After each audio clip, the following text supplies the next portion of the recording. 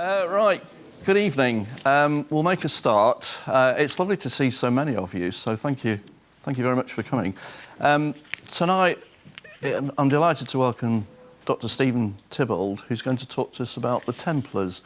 The title of the presentation is on the screen, and it's based on a book that Stephen published last year, The Templars, The Knights Who Made Britain. And I was just chatting to Stephen, and there were at least 2 reprints of this book. And it was featured in BBC History, History Today. And Stephen is going to publish another book later this year. And I think you also said you have plans to publish another book in a year's time. So a very productive person indeed. Stephen, very quickly, he went to Cambridge University College London. He is a research associate at Royal Holloway College, University of London. So, without further ado, can we welcome Stephen? And I'm sure we're all looking forward to his presentation. Thank you, Stephen.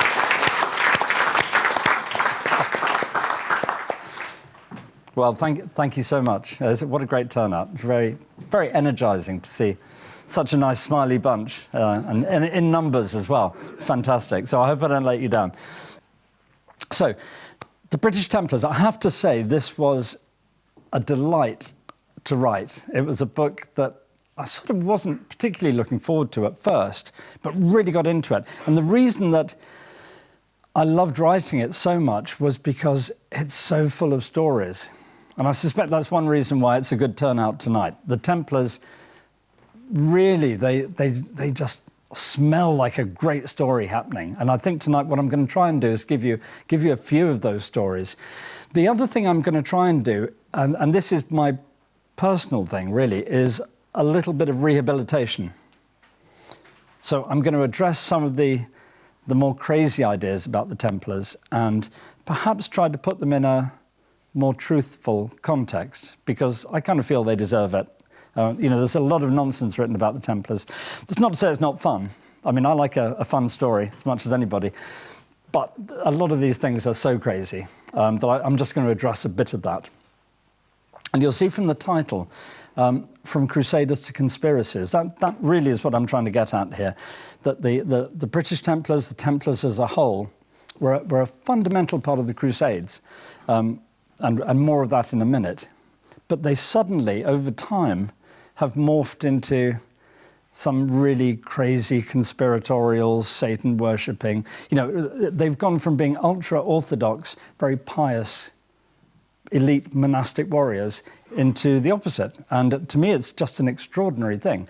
And it actually says a lot about human beings and almost totalitarian regimes. I know it sounds odd to say that about a medieval subject, but you'll see as we go on, there's a lot around ways in which you can distort the truth for the purposes of creating propaganda.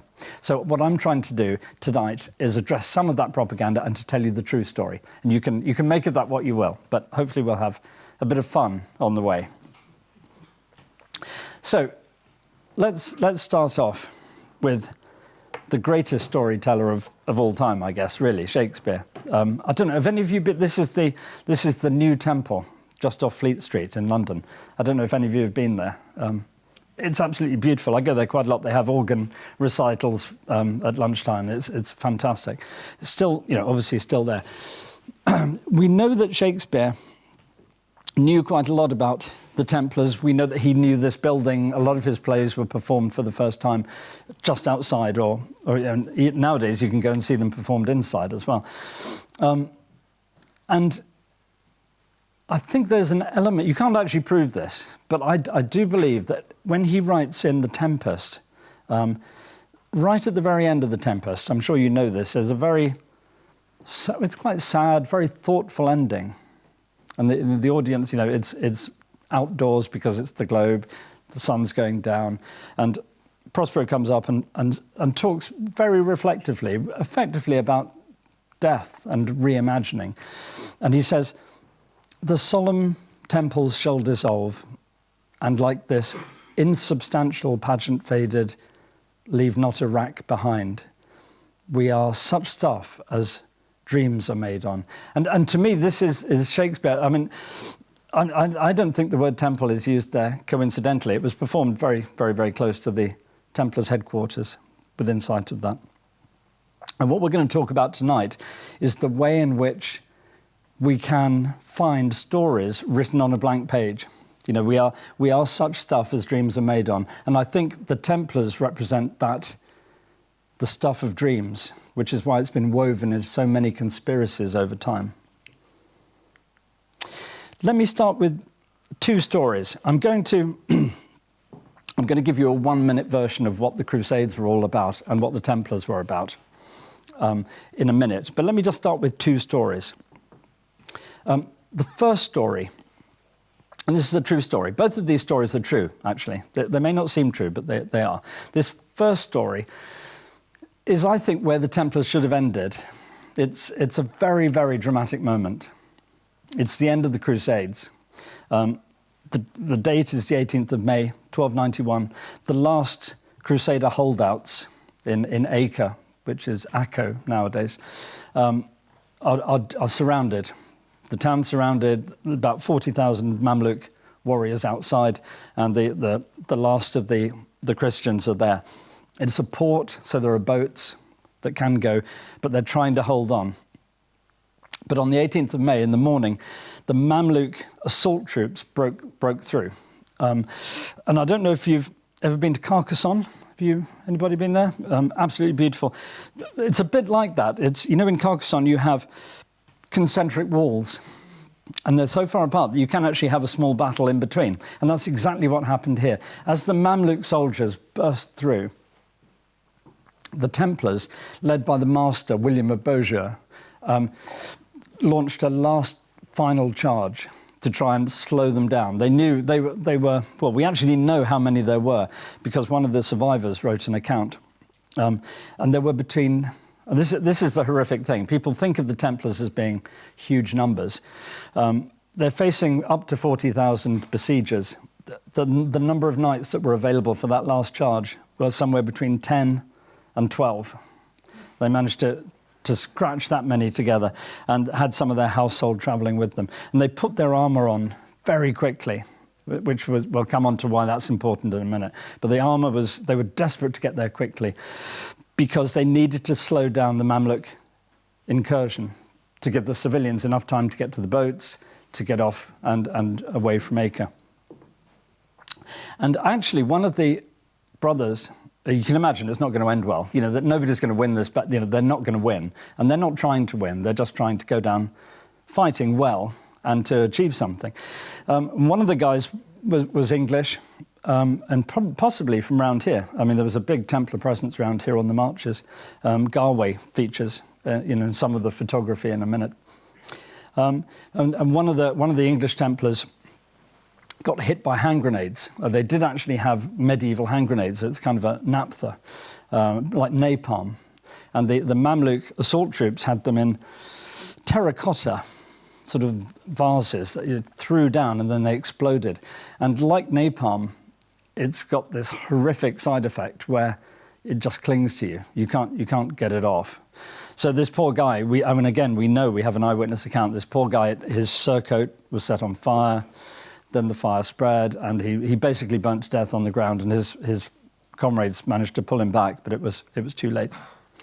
And even William of Beaujeu, who was the master of the whole order all the way across Europe, because he'd put his armour on so quickly to try and get into the fight quicker, his left arm, the armour spacing under his arm wasn't put on properly, and he got a spear thrust through that and died very quickly afterwards. So to me, that's a brave story. It's a fighting story, and it's where the Templars should have ended, because effectively it's where the Crusades ended. 1291 was where the last big Christian settlements in the Middle East were overrun. And in a way, it would have been lovely if it had all come to an end at that point. So we've been through the last charge, where it should have ended. That should have been the last charge. And that's a true story. Let's look at another true story. Or at least it's what people said was true. So in less than 20 years, in 1310, we have a very, very different story, very different picture. We have a rector of Crofton, William de la Ford, gives evidence under oath. So this is a big deal for a medieval person. Gives under oath, swears that the Templars were talking to him about the ways in which they'd been running an alternative religion. They'd been stamping on their crucifix. They'd been having sex with each other. And really, really strangely, the most weird thing he said was that they used to get a calf onto the altar, and they would then, in turn, lick its bottom. And this is before the internet, so you need imagination to come up with that. So you think, okay, well, dear William's obviously a bit crazy. We can discard that. But no, somebody else in Yorkshire, again, another very respectable man, a knight, John of Nassington, came forward, and he said exactly the same. Slightly different, but he said they were engaging in orgies, that they were running an alternative religion, they were worshipping Satan, and as part of their satanic processes, again, they would get a calf and, as we all do on a Saturday night, lick the calf's bottom. It was extraordinary. So what are we to make of that? We've got, on the one hand, we've got Christendom's elite warriors, the most devout monks, doing brave deeds, and yet within a few years, we've got these strange things happening as well. What happened to take the monks from the one place to the other? So that's really what I'm going to be talking about tonight. There's four. I'm going to briefly talk about four areas, really. The first few minutes, I'm just going to spend talking about what the real British Templars did, what the local guys around here got up to, and what their purpose was. I'm also going to give a 1-minute overview of the Crusades, just so that we're all playing on a level playing field. Then I'm going to say a little bit about the Templars on trial and what happened when they were closed down. And then the last half of the talk is going to be about conspiracies. And I'm sure you've all heard of different conspiracies. They fall into two groups, really. There's, strangely enough, the conspiracies that were around at the time. Because in a way, we think of conspiracies as being a modern invention. But no, people love conspiracies. And there were massive conspiracy theories at the time when people knew Templars and they had a lot of information. So you think, wow, okay, there's probably some truth in that. And then we're going to follow that and look at some of the modern conspiracies and what they tell us about the Templars and also what they tell us about ourselves. Why do we need conspiracies? So just before we launch into that, 1-minute version of the Crusades. So about 2,000 years ago, somebody called Jesus was born in the eastern provinces of the Roman Empire in Palestina. And the Roman Empire in the 4th century became Christian. So the Middle East was Christian. So Egypt, we tend to think of the Middle East as being primarily Muslim now because that's what it is now. But it wasn't always like that. Under the Romans, once it became Christian, though Egypt was a Christian country, Syria was Christian, Palestine was Christian, Syria was Christian, and so on. Then in the 7th century, you get the invention of Islam, and you get the Islamic armies, Muslim armies invading from Arabia, and they overrun a lot of the Christian Middle East. And then in the 11th century, you get another wave of Muslim invasions from the northeast, the Turks, Turkic tribesmen coming in from the northeast. The Byzantines, who are the local Christian power, then ask Western Europe to come to their aid. So it's the Orthodox Church asking the Catholic Church to come and help them defend the Christian communities in the Middle East. And the important thing to remember is that the states that became known as the Crusader states, even in the 12th century and the 13th century, the majority of the population was still Christian.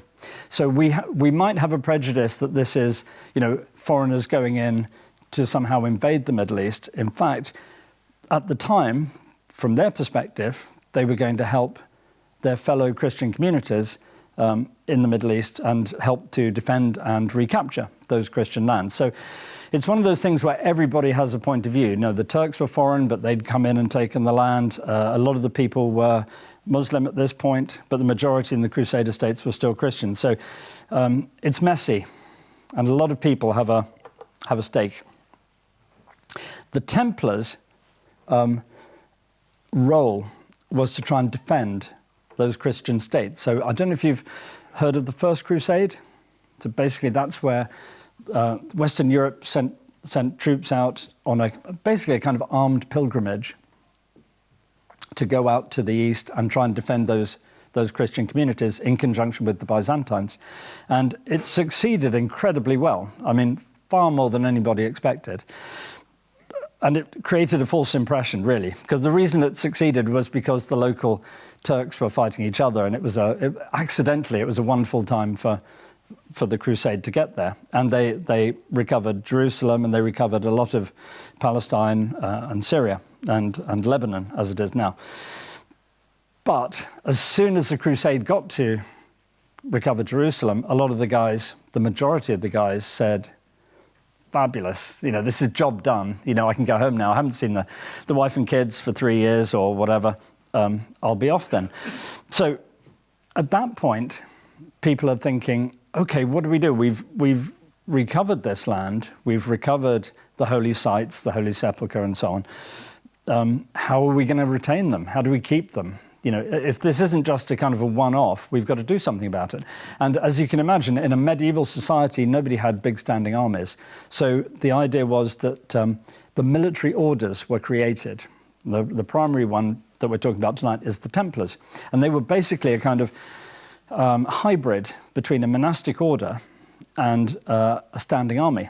So they were very elite, professional, upmarket troops who were all volunteers.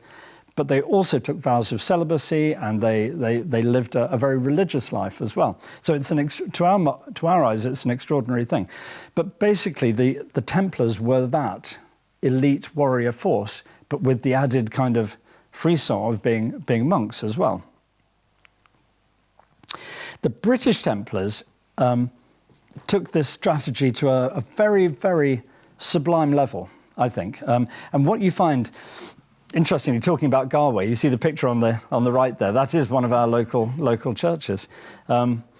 So the guys in Galway ran it as a Templar estate, and they farmed it. They did a lot of very good work on it, and they used the money to send resources and cash out to the east to help build castles, hire mercenaries, and so on. So the guys in Britain were doing a lot of agricultural work, and the guys on the front line in the Eastern Mediterranean were manning the castles, launching the charges, and so on. So you find it's a very polarized, but very it's a beautiful strategy in a way. You've got the guys on the front line, and you've got the guys back at home, and they're helping each other the whole time. And the volunteers from England would, perhaps spend some time in Galway, get trained up, then they'd get sent out to the east and do their thing there. And the reason they were able to do this was because they were very popular. They were the kind of James Bond of the 12th century, really. They were, men wanted to be him, and women wanted him, that kind of thing. So they were really, really powerful. People. The recruiting drive was quite easy because it was such an elite group to be in, and you find the kings and queens of England and Scotland wanted to do their bit as well. And sometimes they went on crusade, like Richard the Lionheart, and sometimes they gave them land.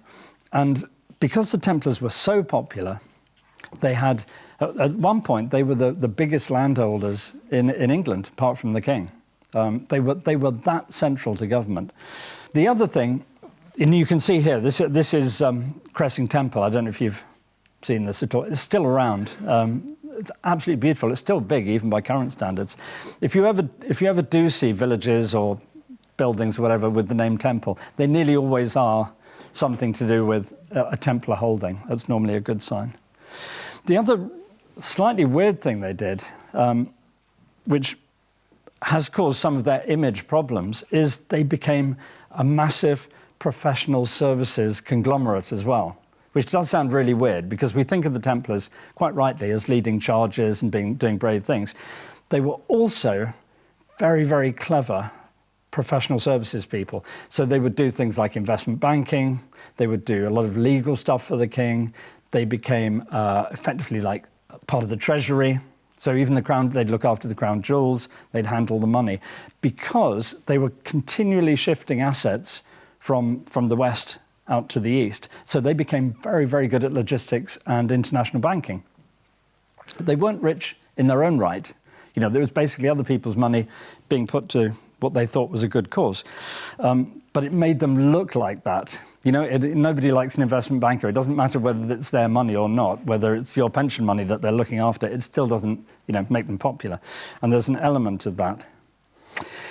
But the upshot of all that is that the Templars in the East were this elite fighting force. And in each of the Western countries, like England, they were very much embedded in government. So they were a part of growing up. If you were a king like Edward I or Edward II, when you were growing up, you would have Templars, you know, at the table with you. You'd be taught how to fight by a Templar. You'd be going out hunting with the Templars. They were very, very central to the heart of government. Except, crazy thing, Friday the 13th. So Friday the 13th of October, 1307. I'm pretty sure that's where the Friday the 13th thing comes from. Something appalling happened. The French crown discovered that the Templars had actually perverted into a kind of satanistic, crazy organization that were running an alternative religion and were betraying Christianity and helping the enemy and all sorts of evil things. So the French Templars, and France was the headquarters of the Templar movement, were closed down overnight. I mean, literally, it was like a guillotine falling. And I love this picture here. You can see the two guys here, the two guards. They're kind of cynical, you know, it's just another day's work. But the guy in the middle, I always think he's been working with the Templars, and he just doesn't believe it. He doesn't believe what's happening. But actually, when the guys were arrested, they were interrogated. A lot of them confessed that they did actually do all this stuff. It was extraordinary. It was the biggest tabloid story of the Middle Ages. The fact that the people you thought were protecting Europe, you know, protecting the religion, were in fact the biggest traitors and the biggest Satan worshippers. I mean, it was an extraordinary story. So word goes out that not just France, should arrest the Templars. Everybody should arrest the Templars. So word goes out to the English king. Come on, who's Edward II at this point? Come on, Edward, you've got to round them up. And interestingly, in England, nobody believes it. We'll come on to it again in a minute, but nobody believes it. The English Templars don't admit to anything. They say it's all crazy. And, you know, how could anybody believe this craziness? So again, you have a weird conspiracy between the different stories. In France, you've got masses of confessions to the most lurid details. In England, you've got no one saying anything. They're saying it's all crazy. And that's reflected in the way the process happens in England. In France, you know, everybody's rounded up, they're tortured, they're interrogated, they confess, you know, people are burnt alive. It's absolutely ghastly. It's a bloodbath. In England, and it's quite nice to have something to, you know, be proud about. In England, it's a much happier story.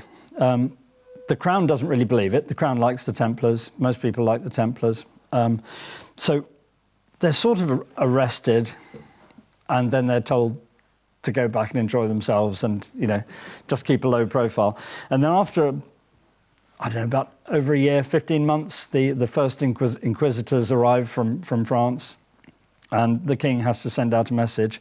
And you can see the message says, oh no, I'm really I'm really unhappy that you need to rearrest all these people. That's not what I meant at all. And you can see clearly he's sending messengers with a verbal instruction saying, for God's sake, get these people back in open jail, even though I allowed you to let them go, because he wants to at least try and pretend that they've been under arrest the whole time.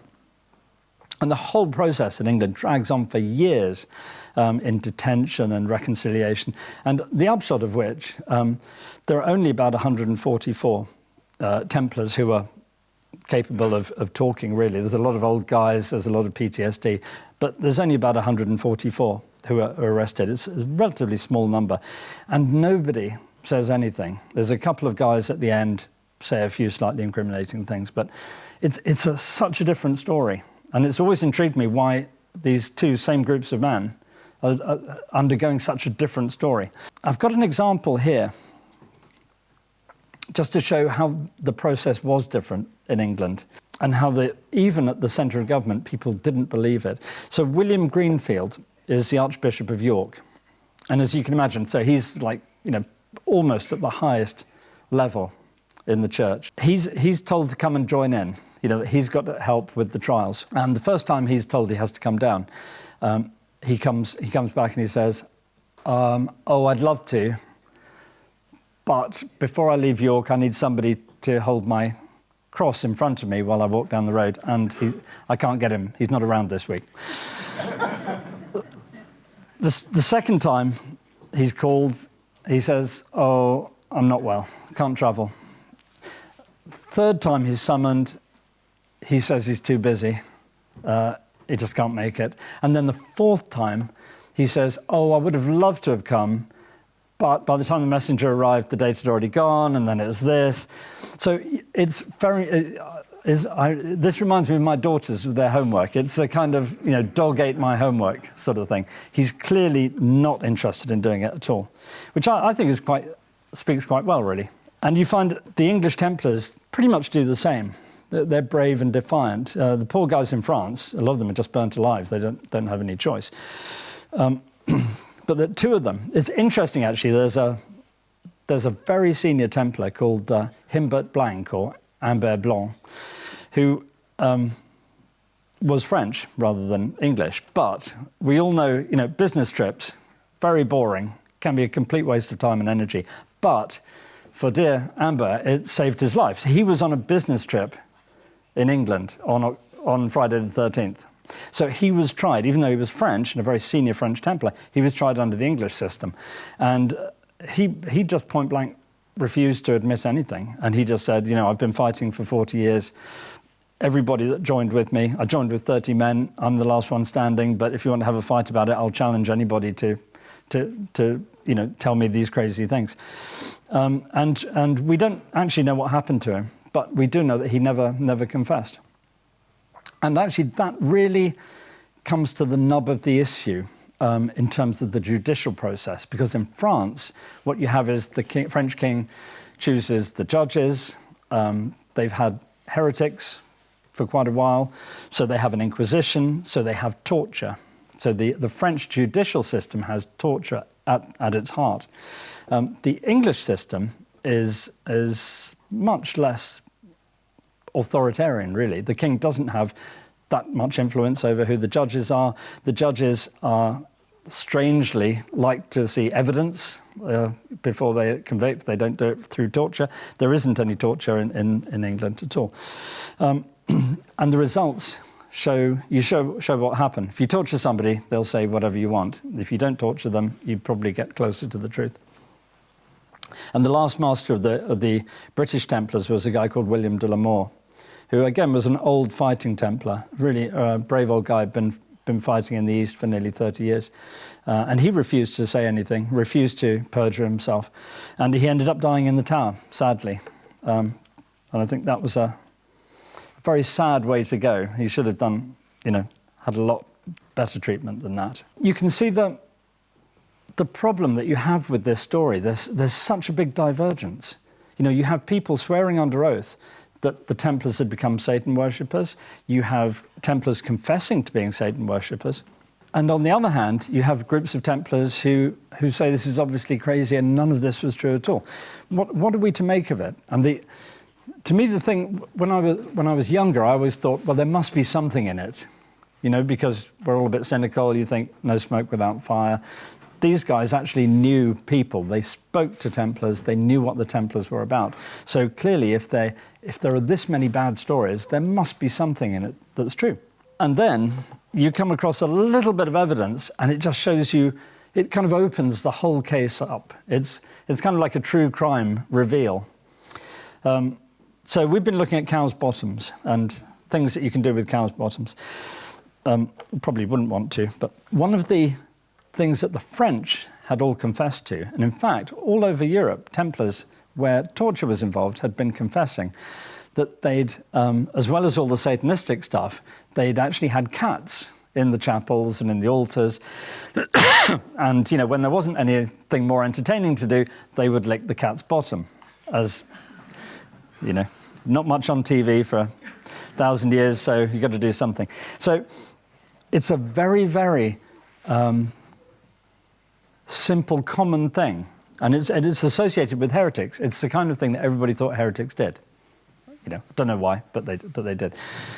And yet, all over Europe, they're looking at cats, except in Yorkshire.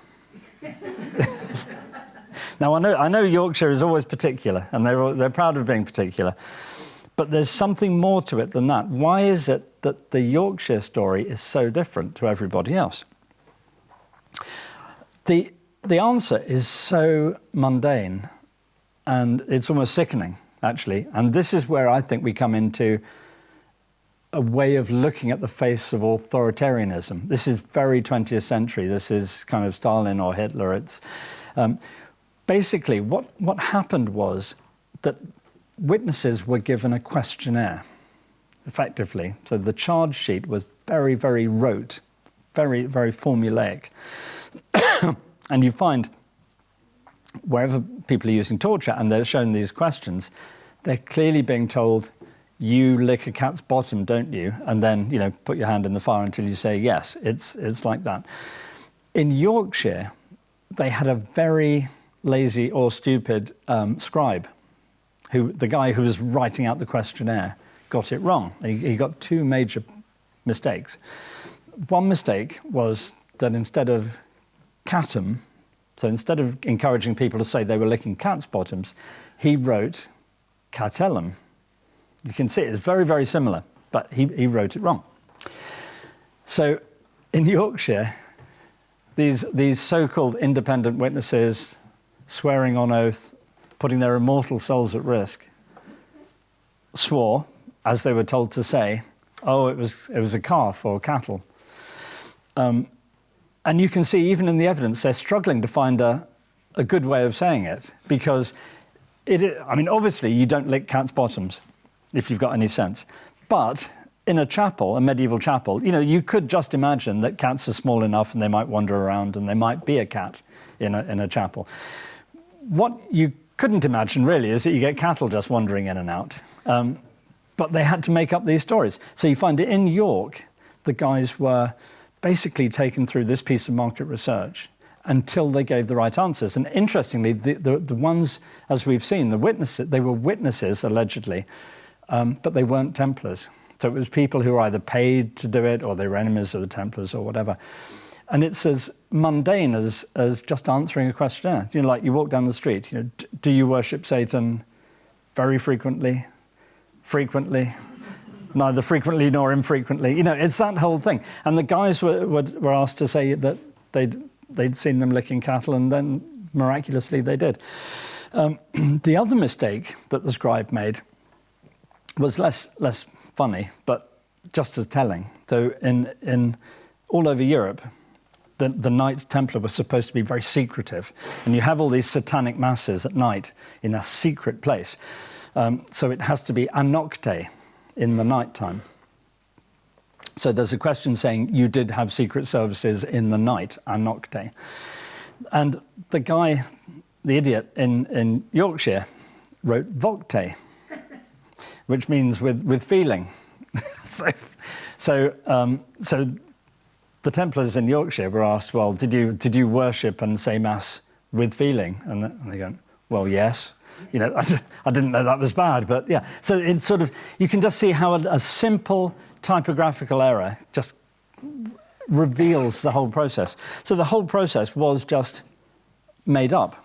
People were told what they should say, and they were tortured until they said it. The reason behind that, which we can talk about during the questions, is basically the Crusades were over, the Templars were redundant, the French king was a bit short of cash. I mean, it's as prosaic as that, but that's what it's all about. One other thing to think about is the secrecy. And every good conspiracy needs secrecy. You know, you can't run a proper conspiracy in the open.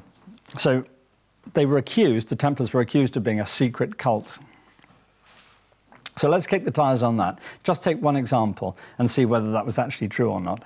Well, firstly, the key thing is that the Templars were probably the least secret of any religious order, partly because they were the muscular arm of, the church. They were not the Jesuits. They weren't, by and large, they weren't the intellectuals. These were, men of action. So they were quite happy to have a beer and talk to anybody who was, happy to talk. They were quite gregarious by religious standards. But there's one particular thing here. I don't know if any of you have seen the Holy Blood and the Holy Grail or Dan Brown's Da Vinci Code, that kind of thing. Or some of you are owning up to it. But, you get Tom Hanks running around the new temple and so on. And actually, there is something about the new temple that makes people look at secrecy and conspiracy. And it's easy to see why. So if you look at, it's still broadly exists. It's just off Fleet Street. So Fleet Street is just up there. So we're sort of running west to east. It's got a wall, so it's defensible. Very importantly, it's got its own river frontage. So you can see, if you'd got the Holy Grail, say, as you do, and you want to bring it in secret, so you could take it in a barge up to your own wharf. They called it a bridge, but it was actually a wharf. So they've got their own little port docking system there. They've got their own enclosed secret area, and they can do, whatever they like. All the secret conspiracy stuff can go on there. If you've got the Shroud of Turin, again, you just put it in a rowing boat, bring it up the river.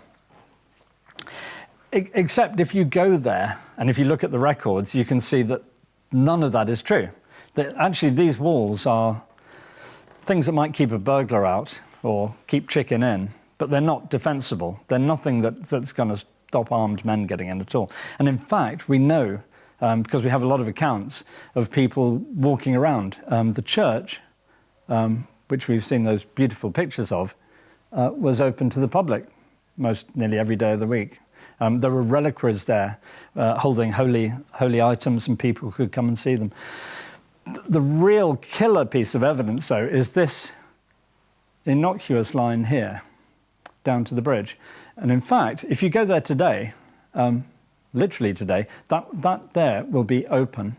I think it's closed 2 days of the year just for legal reasons, but it's open every other day, and that's open too. But this one in particular, because it's a public right-of-way, and it was a public right-of-way in the 14th century as well. Bizarrely, we know that.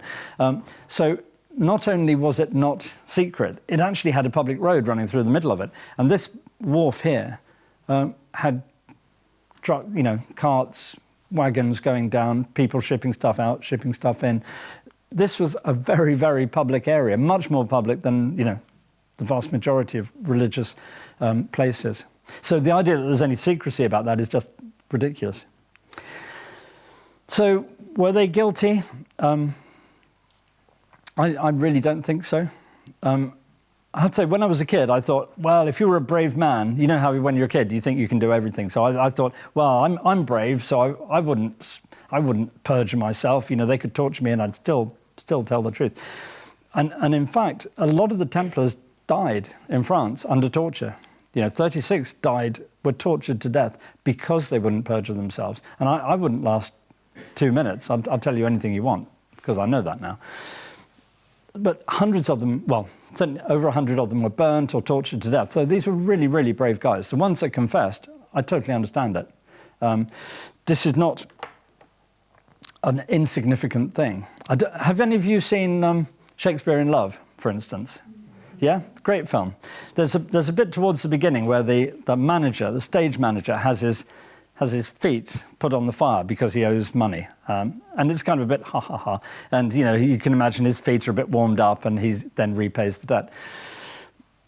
In reality, putting people's feet on the fire, it was not like that. One Templar monk came forward at Albi during later parts of the trial, and he said that he'd been forced to confess because of torture. And he took out a bag and dropped the bones of his foot on the table. He'd basically been barbecued. I mean, they'd actually burnt half his feet off. And under those circumstances, you can get people to say anything you want. He said that all the accusations were false, but if they wanted to torture him again, he'd tell them they were all true. It's as simple as that. So were they guilty? No, I don't think so. And that actually does say quite a lot, because if they're not guilty then obviously all of the conspiracies now are obviously false. If you say that the Templars weren't secretive, then clearly they're not a secret cult now. If they're not guilty of Satan worship in the 14th century, then clearly they don't have magical links now. But bizarrely, there's still this whole raft of stories. The internet, I blame the internet, obviously, blame the internet for a lot of things, but the internet really helps with conspiracies. So I want to look now just at a couple of modern conspiracies. And this is not comprehensive because we would be here for, well, A, it's too depressing and I couldn't bear to do it, but we'd be here for 3 months. And by the time we'd finished at 3 months, there'd have been, another 20 stories to add on the end.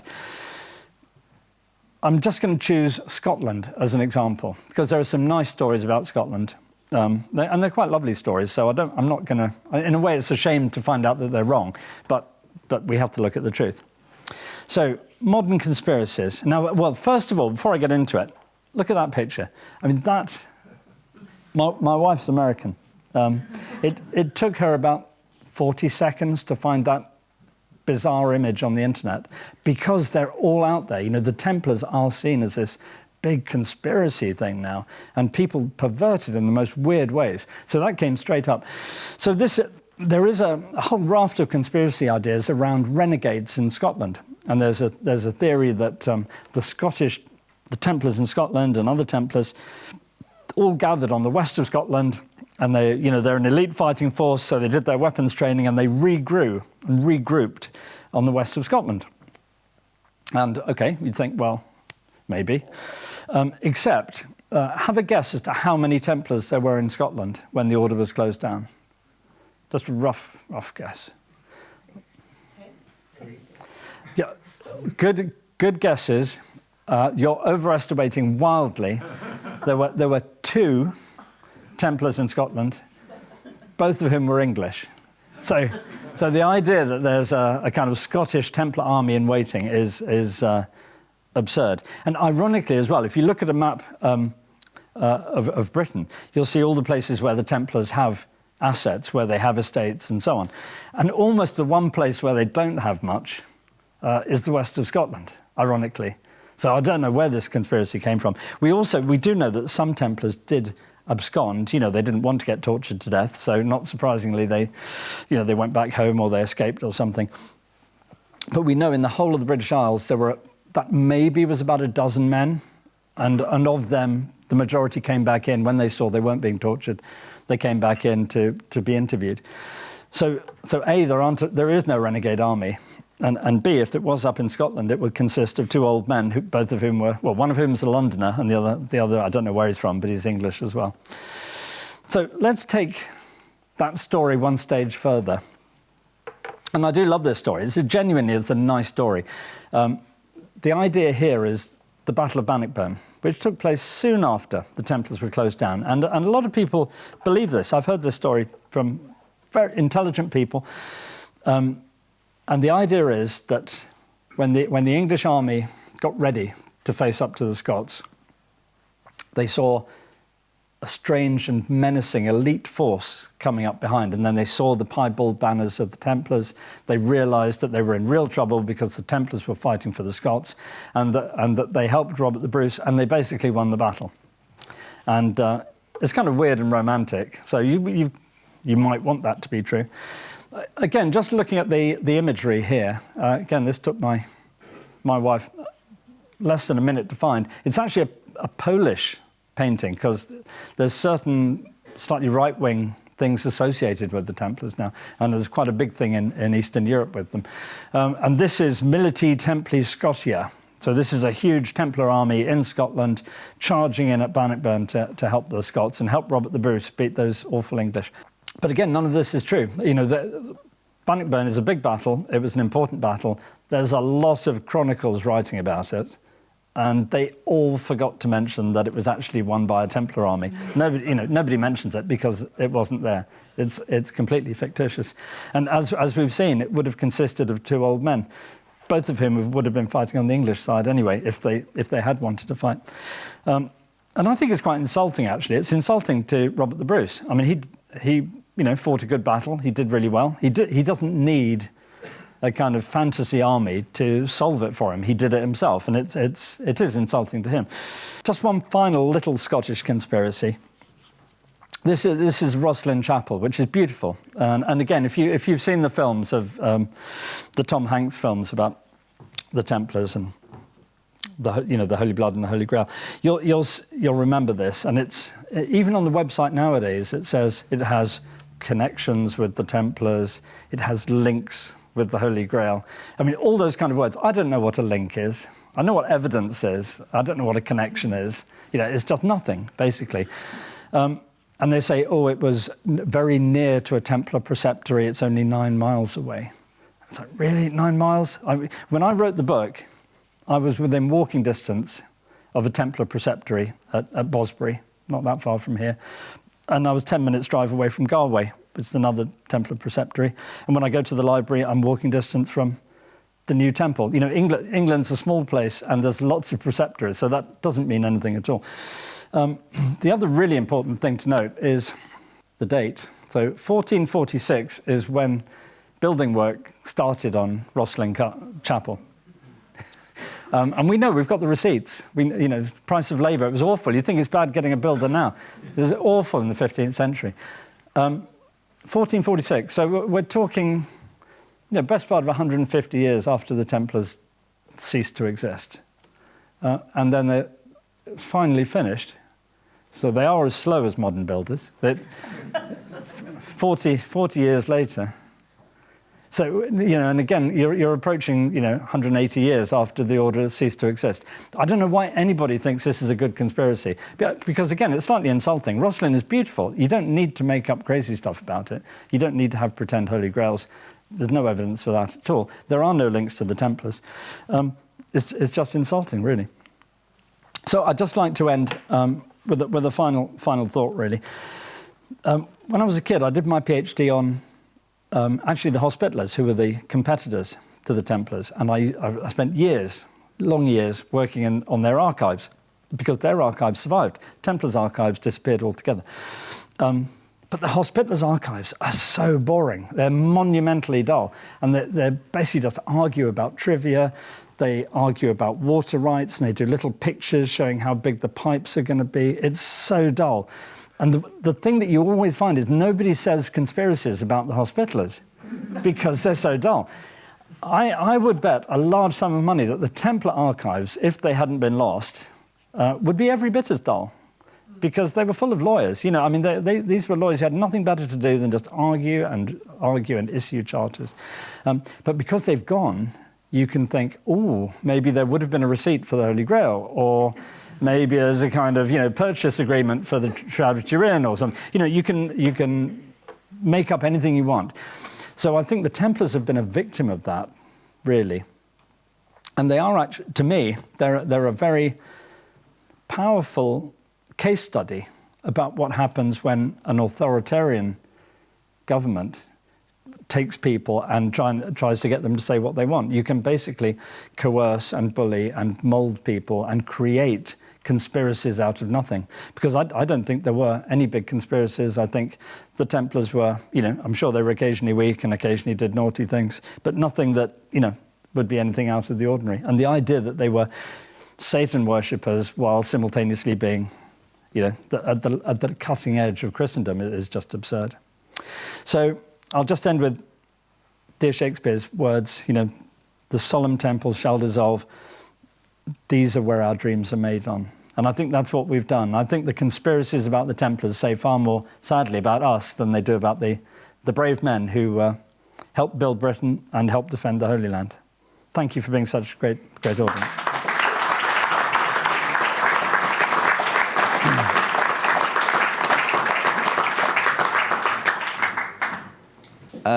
Has anybody got any questions for Brian?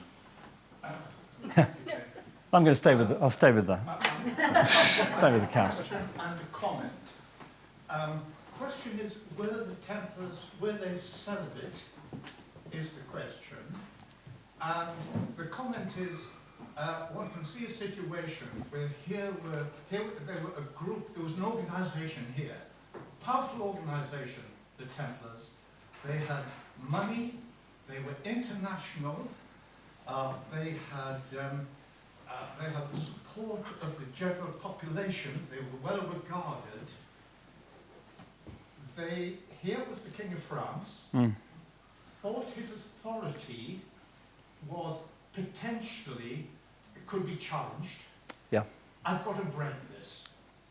Is that the scenario that existed? Yes, absolutely. Sorry, what's your first part? Did you say? It was about whether they were celibate. Celibate, yes. Well, both good questions. Celibate in theory, but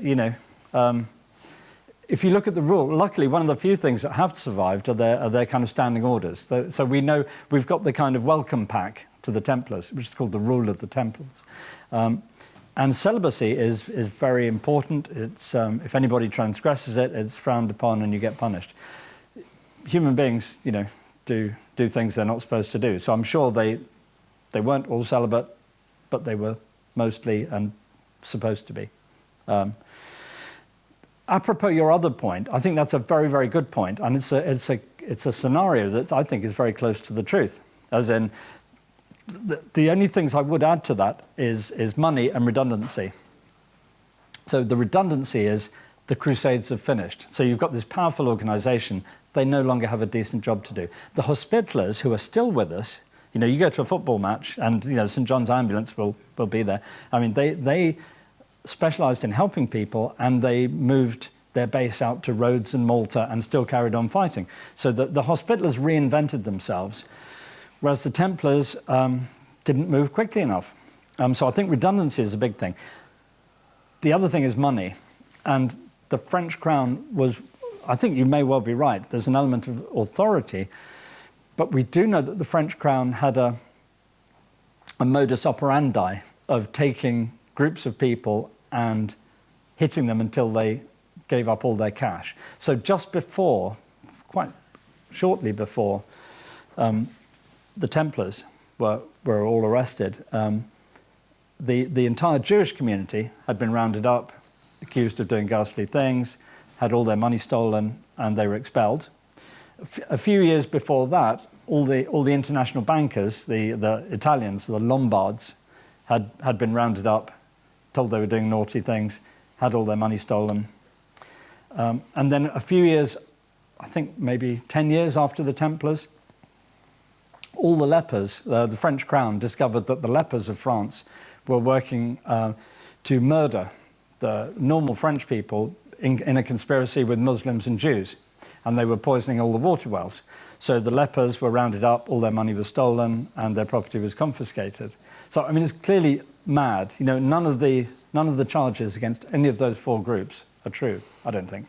And you can see there is an established methodology by which the French crown does this. And to me, that's one of the big things teaches me about 20th century history. It's how you tell a big lie, as dear Goebbels said, and you can do really ghastly things and people won't stop you. And if you've got torture on your side, you can create evidence out of nothing. So yeah, very good point. Thank you. Thanks, Brian. Anybody else want to ask a question?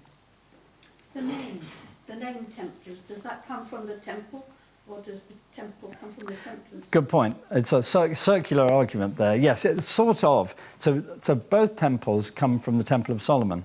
Their headquarters were in Jerusalem, which is now the Muslim Al-Aqsa. Yes, the Al-Aqsa Mosque, which people in the 12th century thought was the Temple of Solomon. They were wrong, but they thought it was. So as that was their headquarters, they became known as the Templars. And then the order's headquarters in Britain, which were in London, were called the New Temple. They had one called the Old Temple, which was built a few years earlier. But the New Temple dates to the 1160s, so it's not that new, really. But yeah, thank you. Thanks. I was wondering, were Templars ever actually tortured in England, in Britain, or was it only in France? And No. also, what about the rest of Europe? Yeah, that's really good point. So the English process rumbled on, and the same in Ireland, actually. We don't know about Scotland. The records have disappeared.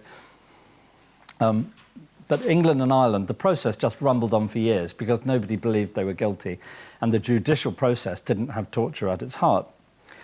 But right at the end, there were a couple of guys, or 3 guys in particular, and they were both slightly vulnerable. You know, one might have been accused of stealing some money, one had gone on the run, you know, that kind of thing. And they were subjected to what appears to have been some mild torture.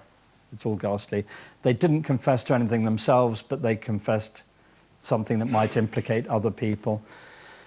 So there was a small bit of torture right at the very end, but I think at that point, it had been going on for so long, people just wanted to end it. Because the Templars, the brand, you know, if you think of it as a brand, it had been so tarnished. They were redundant even before it started. And then you've got this brand that, you know, is completely wasted. But you're absolutely right. The other good point is how things worked out differently in different parts of Europe. You find in Spain and Portugal, where the Crusades are still going on, so they've still got a war with the Muslim troops in the south. The Templars either become Hospitallers or they just carry on. They just change the branding, and they basically carry on as normal. Places like Cyprus, which was one of their big headquarters in the east, they didn't have torture. Nobody confessed to anything. The guys just stayed there. To me, torture explains everything. You know, if you take torture out of the equation, nobody really confesses to anything. If you put it in, they'll say whatever you want. But no, good point. Thank you. I've got a question. Sorry. Jonathan, do you want to go first? Okay. So I have a question about Templar architecture. Yes, good. The practice of round churches. Yes. Where does that come from? That's a very good point. I have to say I'm not an expert on Templar architecture, but the round church is a symbolic nod to the Holy Sepulchre. So the Holy Sepulchre obviously is the most holy building in Christianity, the most holy spot, and it's a round church. So guys that went off on crusade would often come back, and when they came back, they would do that. They'd build a church or a chapel. In Ludlow, for instance, there's a round chapel there. And the Templars, sorry, do have some round churches as well. So, but the trouble is, it's like a Venn diagram. Not all round churches are Templar. Not all Templar churches are round. But they're all paying a nod to the Holy Sepulchre. So I think there's think of it as a Venn diagram rather than a policy. Sorry. Terry? Whenever you sort of hear of the Templars, they tend to be in isolation to what was going on around them.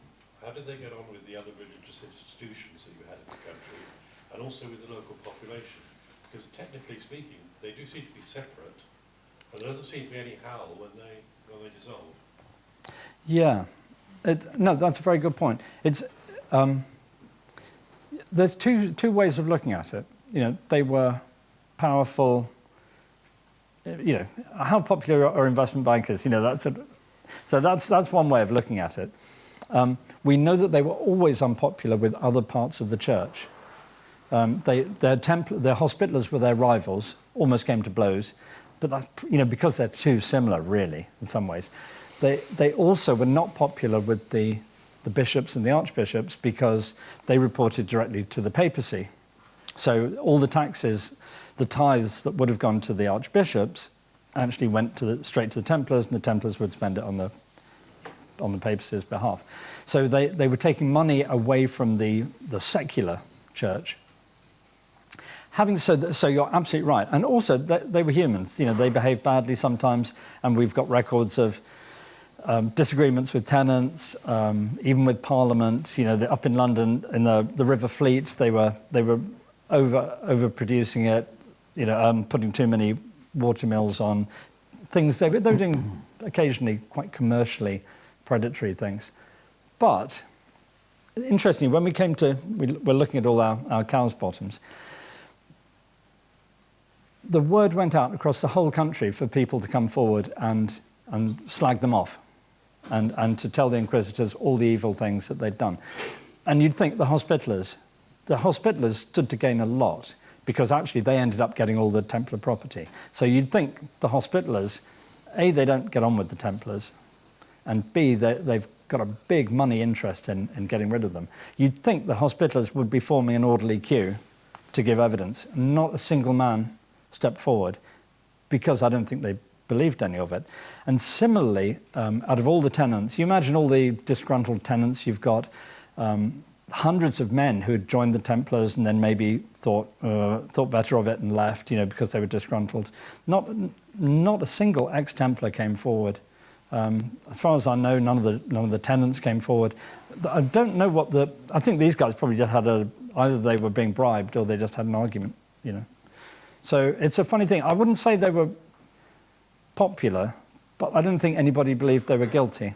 And certainly the English Crown didn't. That's why the whole thing went on for 5 years. It could have been over in 3 weeks, but yeah, thank you. Good question there. Yeah.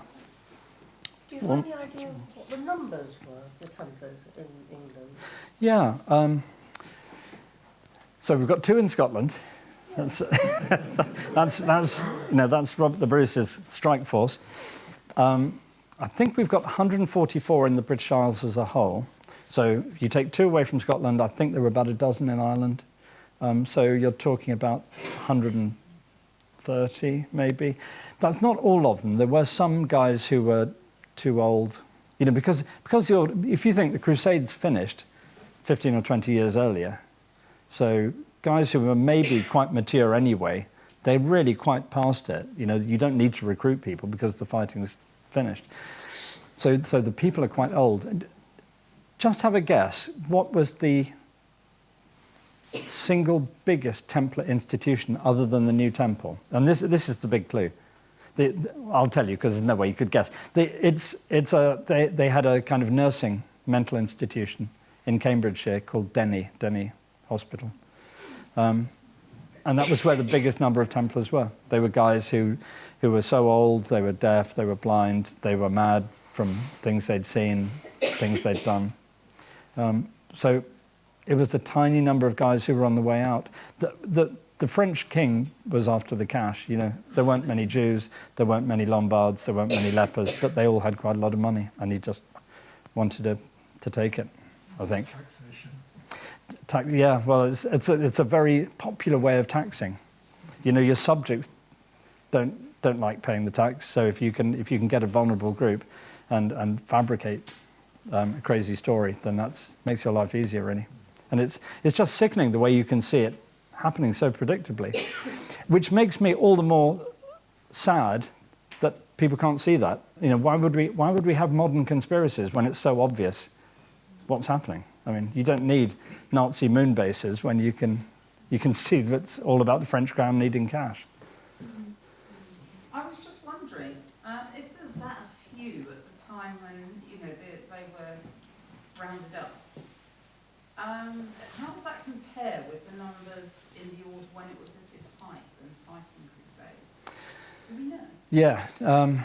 No. Sadly, no. I did. That was one of the things I was really interested in writing the book. I would have loved to have charted, you know, number of volunteers, number of guys here, number of guys in the East, and the data just isn't there at all. you can do it.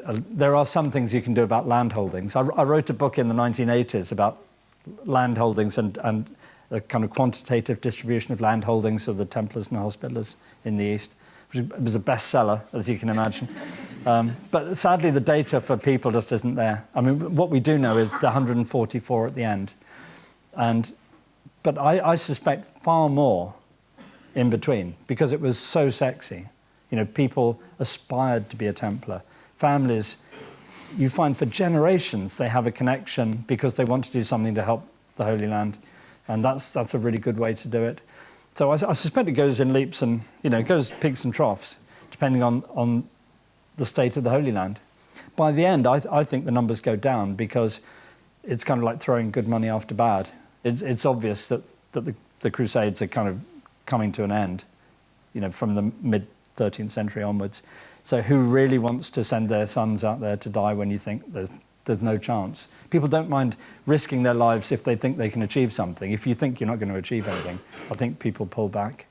And you can see by the end it was really a kind of like care in the community, really, in many ways. But how many people do you think went out with a knight? I mean, they would have been training up other people like armourers, Oh yeah, dressers, absolutely. all sorts, which were supporting each individual knight. Yes. So that wasn't just one person No, absolutely. travelling over. Yeah. And actually, that is also invisible. So where did they buy their horses? Did they rear them themselves? These They- things were wars. No, absolutely. They did ship horses over to the east. But Yeah. you see what I mean? We don't have any records. That there was No, something to- absolutely. I mean, you're absolutely right. I mean, I wrote a book called The Crusader Armies, which is, and one of the things that I look at is what does a knight mean? And a knight is effectively a unit, Yes. so it's more like a platoon than a man. And that's the same with the Templars. But that 144 I'm talking about, they're not all knights. I think the number of knights begins with a 1. It's in the teens, and the rest are, you know, so you get brothers and, you know, sergeants and so on. And there would have been lots of others, you know, there'd have been mercenaries, there'd have been sergeants and Turcopoles and so on. We haven't got the numbers, but I think by the time they were closed down, those guys had disappeared. You know, they were all old and pensioned off.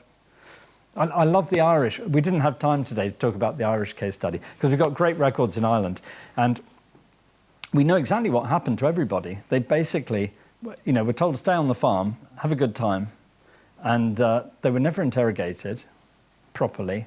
Nobody could confess to anything, and at the end of the process, they were given a pension to go away. I mean, the differences between France, and actually, there's something even more. I don't know if you remember, I mentioned absconding. You know, the renegades, because there were some renegades and they did abscond. And the biggest number went to Ireland because obviously you don't want to, normally you would flee to France from England, but you clearly don't want to do that because if you think England, the English judicial system is bad, you know, you really don't want to go to the French one. So they went to Ireland. And we know that the English authorities, because Ireland was run by England at the time, that the English authorities in Ireland were aware of these renegades because they paid them money, they paid them a pension, and they didn't interrogate them because it was kind of, oh, it'd be embarrassing because then we have to really recognize that you exist. You know, it's just, I think it was just an embarrassment. Nobody really wanted it to happen, but after a while you just couldn't avoid it, so it's just easier to give the guys a bit of money and say, go home and see your mum and dad while they're still around, you know. Okay. I think we'll stop there. I think you can tell by the number of questions that people have found it fascinating. Great. And, You've been a great audience, really. just like to thank you very much, Stephen, for coming. thank you. It's been a fascinating talk. And can I ask you to thank Stephen in the usual way? Thank you.